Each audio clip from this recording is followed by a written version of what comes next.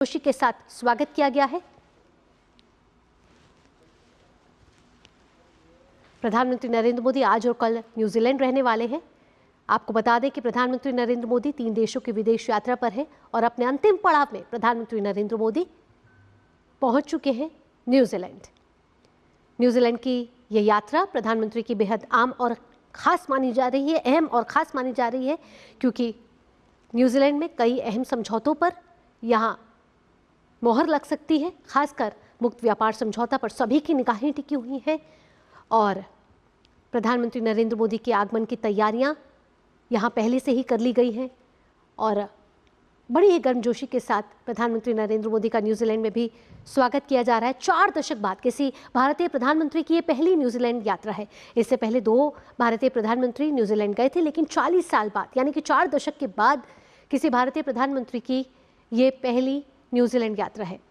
बड़ी उम्मीद की जा रही है कि इस यात्रा से कई आयाम और भारत न्यूजीलैंड के रिश्तों को एक नई ऊंचाई मिलती हुई नजर आएगी।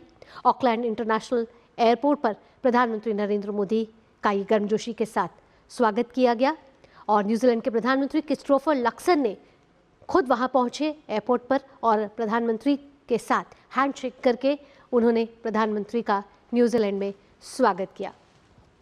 कई कार्यक्रम हैं जिसमें प्रधानमंत्री शिरकत करने वाले हैं न्यूजीलैंड के, साथ ही साथ द्विपक्षीय वार्ता पर भी सभी की नज़र है।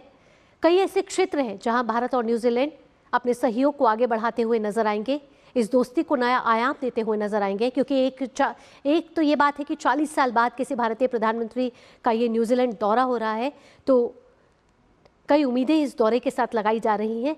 खासकर जो क्षेत्र जिन पर सभी की नज़र है, एविएशन सेक्टर एक बड़ा क्षेत्र हो सकता है, क्योंकि भारत और ऑकलैंड के बीच अभी तक कोई सीधी फ्लाइट नहीं है। ऐसे में उम्मीद जताई जा रही है कि यहाँ इसको लेकर कोई एक बड़ी घोषणा हो सकती है। यूपीआई को लेकर यानी कि आर्थिक साझेदारी भी यहाँ मजबूत होती हुई नजर आ सकती है। इसी के साथ कृषि जगत में भी कहा जा रहा है कि कई घोषणाएं यहाँ से होती हुई निकल सकती हैं। मुक्त व्यापार समझौते पर तो सभी की नज़र है ही, क्योंकि भारत और न्यूजीलैंड के व्यापार की बात की जाए तो पिछले कुछ सालों में भारत और न्यूजीलैंड का व्यापार कई गुना बढ़ा है। ऐसे में मुक्त व्यापार समझौते से दोनों तरफ के बाजार खुलेंगे, दोनों तरफ के बाजारों में अनेक संभावनाएं हैं, जिसको लेकर निवेश और व्यापार को एक नई दिशा यहाँ से मिलती हुई नजर आएगी।